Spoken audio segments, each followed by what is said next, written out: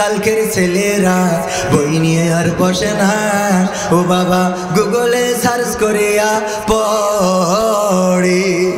নতুন করে হইছে চালু এ আবার কন্টেন্ট, পরিচয় করাই দেখি এই আমার গার্লফ্রেন্ড। আছে না নাই?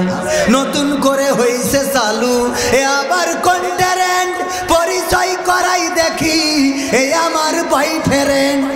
বাড়ি একটা ছেলে নিয়ে হাজির মেয়ে, মা বলছে সেই কার সাথে করে নিয়ে আসিস? আল্লাহ আম্মা আমার বয়ফ্রেন্ড। আল্লাহ তা আগেতে বলবি না? আমি তালাতে কটা আপেল আঙুর কিনে রাখতাম, আব্বা ভালো আছো? ওরে আব্বা, ওইটা কি আব্বা? আব্বা ভালো আছে? এইসব বয়স আব্বা। আর আব্বা ওখান থেকে খেয়ে আসে আর বন্ধুদের সাথে বলে আমার শাশুড়ি সেই। এরপরে যে ওই বন্ধু আবার বিয়ে করে আর এক জায়গায়, করার পরে এইবার এই মেয়ে যায় কাউন্সিলে মেম্বারের কাছে নালিশ নিয়ে, আমাকে বিয়ের প্রলোভনে 4 বছর ধরে ধর্ষণ করিস। এই বিয়ের প্রলোভনে 4 বছর ধরে এ কাম করে কি করে? বিয়ের প্রলোভনে একবার দুবার নাই হতে পারে, তুই 4 বছর ধরে তেজ মারা দিচ্ছিস কি করে? কথা কয় না। এই সত্য বলছি না মিথ্যা বলছি? এরপরে মেম্বার এখন তুমি বিচার করো, আর তা না হলে তুমি ওর বিয়ে করো। হ্যাঁ সত্যি না মিথ্যে? এখন আমার কি হবে মেম্বার? আমার একটা রাস্তা করি দেন। রাস্তা সতীন বানায় বাড়ি নিয়ে যায়। পাকা আমার কোথাকা 4 বছর ধরে তুমি ভাব বুঝতে পারো নি ভাব না? এখন তোমার মনে পড়িয়েছে 4 বছর পরে বিয়ের প্রলোভনে বিয়ে। এই জাতীয় ঘটনা ঘটছে না? ঘটছে না? আবার ওই যেটা বিয়ে করে ও বিয়ে করে প্রেম যাই করে করুক, ওর কথা হইলো আমার মা বাপের পছন্দের বাইরে যাব না। মা বাপ যেটা এনে দেবে ওইটা এই নিতে কয় আমার বউ আল্লাহ আমি যা চাইছি তাই পাইছি। কি তা আমার বউ ছেলেদের সাথে কথাই বলে, তুই জানিস? তুই ছেলেদের খালি কদিন আমার সাথে দেখাই, তুই জানিস? পাকামো কোথাকা ছেলেদের সাথে কথা বলে না। না তুমি আর একজনের সাথে রূপসা ব্রিজে দাঁড়ায় টাঙ্কি মারবা, তোমার বউ হইলো তাহাজ্জুদ পড়বে এই মনে করি নিস। কথা কয় না?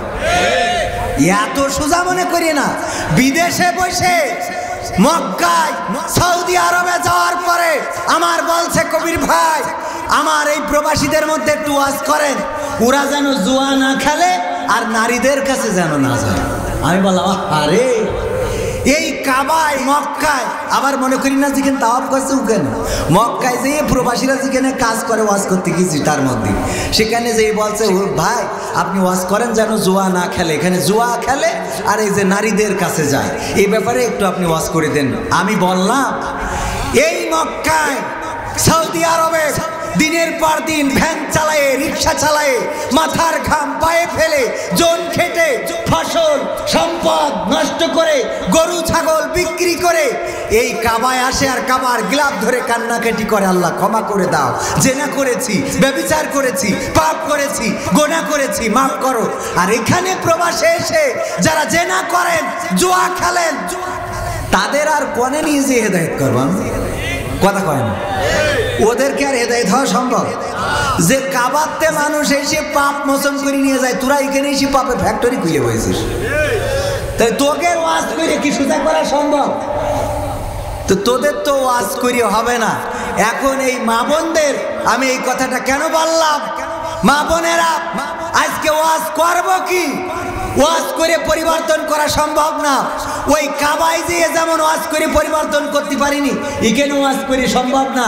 ঘুরে বেড়াচ্ছাও তুমি মনে করছাও যে তোমার তাহাজ্জুদ দিল, এই কথা বলতে চাইলাম এই জন্যে প্রবাসীরা প্রবাসে অন্যায় করে আর বাড়িতে মনে করে ওর স্ত্রী মনে হয় তাহাজ্জুদ করতেছে, মনে করে না? করে না?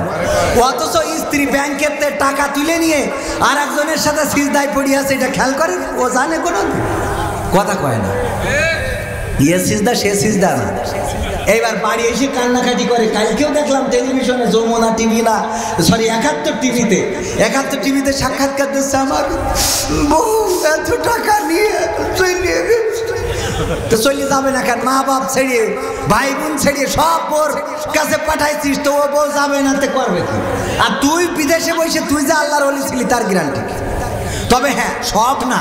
আবার এই কথা নিয়ে আমার প্রবাসী ভাইয়েরা আমার বিরুদ্ধে খেপে যেতে পারেন। আমি প্রবাসীদের বলতে চাই, আপনাদের পক্ষে কথা বলতেছি। আপনাদের পরিশ্রমের অর্থ পয়সাই দেশে নষ্ট করে। কারণ কি, আপনি যদি বিনষ্টকারী হন, আপনার স্ত্রীও তাহাজ্জুদ গুজারি হবে না, মাথায় রেখে। এই জন্য আমার আপনার পরিবর্তনের দরকার আছে না নাই?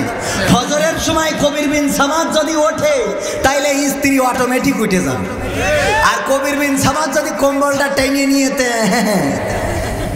কথা কয় না, ও কি এইটা বুঝতেই হবে। তাহলে পরিবর্তন আমাদের দরকার আছে না নাই? মা বোনের আল্লাহ বললো পর্দা করে চলো, জাইলি যুগের মেয়েদের মতো সেজে গুজে বেড়াইও না। আমার মা বোনেরা বলছে পর্দাও করবো, সেজে গুজে বেড়াবো। এখন লিপস্টিক বুরকান নিচেই মাকে কনে আছে না নাই? খুললি দেখবেন, আবার কারো খুলতে যাইয়েন না। হুজুর, মামা বেশি আপন নাকি কাকা বেশি আপন? হাদিস দিয়ে বলবেন, জানলে বলবেন, না জানলে থাক। আমি ভাই আপনার এই না জানলে থাকের মধ্যে চলে গেলাম। মামা বেশি আপন না কাকা বেশি আপন, হাদিস দিয়ে তোমার জানতে হবে কেন? বাপের খায় দেয় না কাকা নিয়ে টানাটানি আছে না নাই?